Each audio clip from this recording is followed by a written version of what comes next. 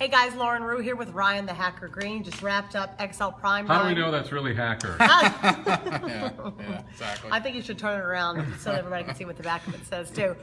First day of OTAs wrapped up, which is helmets and shorts and a lot of heat today. I moved here at the end of July, started training camp when it was hot as hell. Yeah. Is this hot as hell for May, or is this just May? This is hot for May. It's not what we're going to see in July.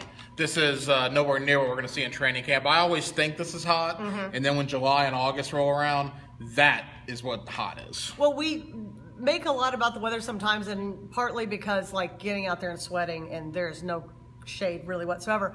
But I guess surprised to see so many of the guys in long sleeves and long pants, and I think Fournette even had like a half hoodie underneath his jersey. And I don't know if that's just for weight cutting purposes or just to get acclimated so that when it does get hot in July, that it won't feel as bad. Maybe? Yeah, I've actually asked about that in the past. Paul Posluszny used to do that as well, wear the long sleeve shirt. And what I was told, and again, I'm not a fashion guy, but it's almost kind of a cooling thing, right? I mean, it's not. It doesn't keep them as hot as you would think. Sure. With the technology in today's day and age, it's almost kind of a cooling technique that maybe it's even cooler to wear those as opposed to not have them on. Yeah, well, this was our first look at Nick Foles out there in his red jersey along with the other quarterbacks. Yeah. Let's start first with him. What did you see out of number 7? Yeah, I mean, I thought Nick Foles looked good. We saw some spirals. You know, we talked about a whole lot of that with Blake Bortles during practice. My one takeaway, though, Lauren, is I got a good photo of all 4 quarterbacks walking out, Gardner Minshew and Tanner Lee, along with Nick Foles.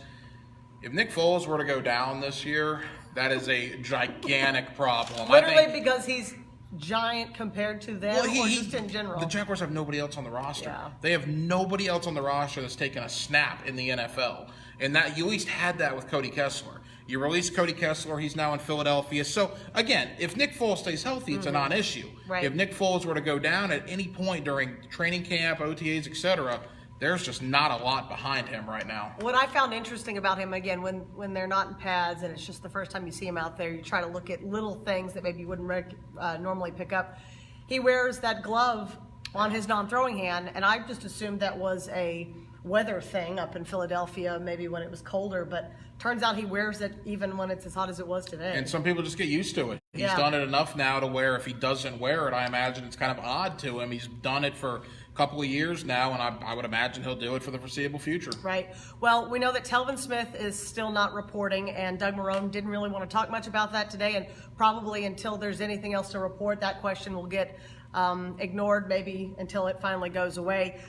D.D. Westbrook's expected to be there Thursday when they get going again. They've been in talks with him, so no drama there. And along with Jalen Ramsey as well. Not expected to be at the voluntary things, but they're in good communication, so we'll just take them at the word that everything is okay there. Yeah, D.D. Westbrook, he said he's been in communication. He's going to report tomorrow. He'll be on the field Thursday. And like we said, we know Jalen's not going to be here, Right. but I fully expect when minicamp rolls around next month, Jalen Ramsey will be here. Now, there was some speculation or some questions regarding Unique Ngakoue and the contract situation, but he's here. He plans to play even if he doesn't get his deal done before the year starts. And Ngakoue, I mean, it's an excellent sign of faith to the team. I mean, Ngakoue, here's a guy going into the last year of his deal. He's going to be probably a $100 million man.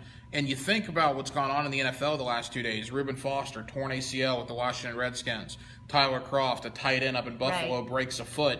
Ngakoue gets injured right now, it could cost him millions, literally millions. So it's an interesting situation. What would you do if it were you? If I were Ngakoue, boy, I would not blame him for not being here. Right. It's a scary, slippery slope. We just talked to Hayes Carline of the Frangie Show. He is of the opinion that he thinks a new deal will be done with Ngakoue by the time training camp rolls around, which would be great for all parties involved. But again, Jaguar fans, you should be happy 91 is here, certainly. He's one of the best players on the defense, but he's taking a big, big risk by being here. And he seems to have a really good attitude about it. You know, he's not out there, from what we get, again, well, we only hear what he tells us, but in terms of the questions he's answering, of course, I'm going to be here and going up and showing, hopefully doing the right things to get him paid on the offseason. Obviously, he's done the things during the season to put the numbers up. Even he has admitted to that, hey, look, I'm doing what I can do. So we'll keep an eye on that. All right, the wide receivers, that nobody really stood out today. Nobody really stood out today. The biggest piece of news is that D.D. Westbrook wasn't here. But like we said, he'll be here on Thursday. Although I will say,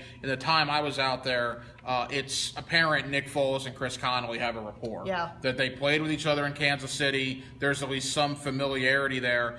No one was really high on the Chris Conley signing. It's a guy that caught 5 touchdowns last year in Kansas City. By the way, 5 touchdowns would have tied him for the Jaguar lead last year. It's a guy that's going to come in and contribute. It's a guy Jaguar fans should pay a little more attention to. I think Chris Conley might have been a steal in free agency. Now we know Marquise Lee, his injury kept him from being a part of this team last year. Good news is we saw him out there. Yeah. He was in football cleats and his shorts and his jersey, no helmet, of course, but he was, doing some running up and down the sideline. And in May, that's what you want to see. And you wouldn't expect to see anything from him on the field-wise till probably late August, late in the preseason. But I agree, it was really good to see him out there. That was a devastating injury last year. Yeah. Devastating. And the fact that here he is 9 months later getting out there running around is a very, very good sign. Running back group, Leonard Fournette, and kind of a grab bag of different guys. Who did you see today? Yeah, the one thing that caught my eye is only 5 running backs on the roster. And you say only 5, well, 90 guys are out there. 5 is a relatively small number.